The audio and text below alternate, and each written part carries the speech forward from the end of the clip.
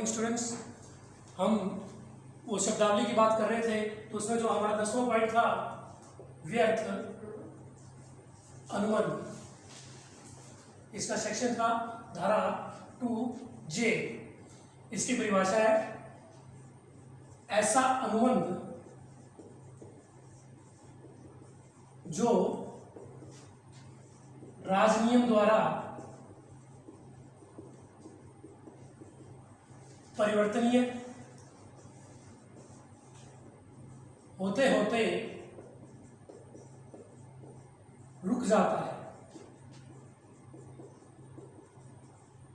अब ये कहे आप कहोगे कि सर इसमें अनुबंध करने वाले पक्षकार तो है, तो ये बीच में रुक क्यों किया गया? पता क्या है, किसी कारण व्यवधान आ जाता है। किस कारण? या तो राजनियम यानी कि गवर्नमेंट के रूल्स के अकॉर्डिंग, या फिर प्रकृति के कारण। अब रूल्स मैंने आपको एग्जांपल बता रहा हूं कि मैंने आपसे कुछ सौदा तय किया था जो हमारा लगभग, मान लीजिए आज तारीख है, मैं आपको एग्जांपल देता हूं, आज तारीख है 10, हमने सौदा तय किया 15 तारीख को देने का, मैंने माल देने का आपको 15 तारीख को देने का तय किया। तो उसमें 14 तारीख को शाम को मेरी शॉप या फैक्ट्री या जिस भी जगह पर मैं व्यवसाय करता हूं वो गवर्नमेंट द्वारा क्या कर दी गई? सील कर दी गई। तो किसके द्वारा? सरकार द्वारा व्यवधान आया। तो अब वो 15 तारीख को तो ओपन हो नहीं सकती। जैसे उसका केस रीओपन होगा या उसकी सुनवाई होगी और फैक्ट्री दोबारा ओपन होगी, तभी वो अनुबंध पूरा हो पाएगा। लेकिन अनुबंध की शर्तें थी कि समय व्यतीत हो जाने के बाद हम उस अनुबंध को पूरा नहीं कर सकते, उस अनुबंध को पूरा नहीं कर सकते। इसलिए वो सरकारी व्यवधान आने की वजह से भी हो गया। और या एक एग्जांपल हम ये ले सकते हैं, जैसे आपके पास नील गाय है या कोई अन्य प्रकार की गाय है या कोई अन्य प्रकार की कोई जिन्स है, मैंने आपसे सौदा तय कर लिया और आपको कहा कि आप इतनी तारीख को मेरे पास ले आना। आप लाने लगे तो लाते लाते समय रास्ते में क्या आ गया? बारिश आ गई, तूफान आ गया या बाढ़ आ गई। तो ये सब प्रकृति का कार्य है, प्रकृति के कारण व्यवधान आया। इनमें हम किसी प्रकार का कोई भी समझौता नहीं कर सकते, ना ही कोई हम ये कह सकते कि हम कल दे देंगे सामान। जब आपका वो वस्तु नष्ट ही हो गई, यानी कि वो वस्तु वेस्टेज हो गई, नष्ट भी ना हो तो वेस्टेज हो जाती है, वो दोबारा का वर्क में नहीं आ पाती। और कुछ चीजें ऐसी है जो वर्क में आ सकती है लेकिन एक समय ढलने के बाद। तो इस कारण वो समय व्यतीत हो जाने के कारण इसमें मेन समय देखा जाता है, समय या शर्त। अगर वो दोनों पूरी हो गई, दोनों पूरी हो गई तो अनुबंध व्यर्थ हो जाता है। इसमें पक्षकार तो थे दोनों, अनुबंध करने की क्षमता रखते थे, 18+ था, S1 का नहीं था और किसी भी राजनियम द्वारा अयोग्य घोषित भी नहीं था। लेकिन क्या हुआ? सरकार के द्वारा व्यवधान हुआ या प्रकृति के कारण व्यवधान हुआ, तो उस कारण वो अनुबंध परिवर्तनीय होते होते रुक जाता है। क्यों रुक गया? हम दोनों तो पूरा करना चाहते थे, लेकिन सिचुएशन ही ऐसी होगी, कंडीशन ही ऐसी अप्लाई होगी जिसके कारण दोनों पक्षकार कुछ भी नहीं कर सकते। तो इसके बाद हम बात करते हैं अनुबंध की विशेषताओं के बारे में। अनुबंध की विशेषताएं, अनुबंध की विशेषताएं, कैरेक्टराइज जिसे बोलते हैं। इसमें सबसे पहली विशेषता है दो या दो से अधिक पक्षकारों का होना। दूसरी विशेषता है कम से कम 2 पक्षकार होने अति आवश्यक है, अधिकतम कितने भी हो सकते हैं। प्रस्ताव एवं स्वीकृति का होना। तीसरा, पक्षकारों में अनुबंध करने की क्षमता का होना। चौथी है वैधानिक प्रतिफल का होना। पांचवी है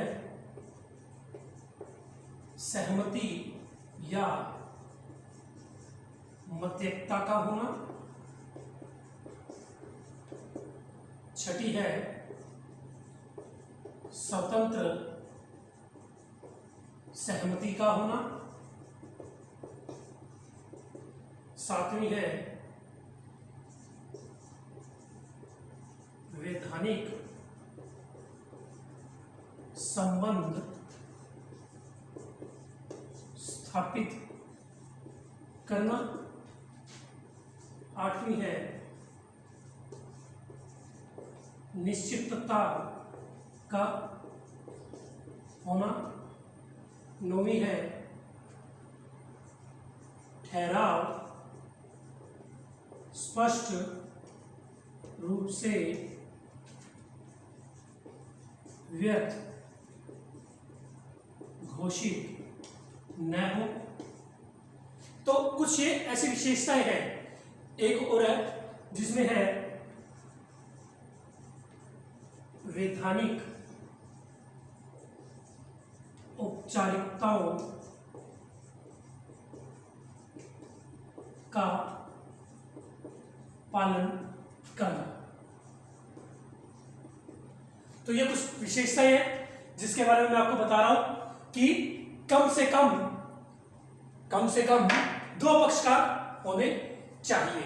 ये इसमें ये भी कह सकते हैं ठहराव। कम से कम दो पक्षकार होने चाहिए, एक प्रस्ताव करने वाला और दूसरा उस प्रस्ताव को स्वीकार करने वाला। और जब प्रस्ताव हो जाता है, मैंने आपको प्रस्ताव किया, आपने उस प्रस्ताव को स्वीकार कर लिया तो स्वीकृति बन गई। तो हमारा क्या बन गया, मैंने पहले भी बताया था, प्रस्ताव प्लस स्वीकृति बराबर ठहराव। तो ठहराव का बन जाता है, तो प्रस्ताव और स्वीकृति का होना। तीसरी बात है पक्षकारों में अनुबंध करने की क्षमता का होना।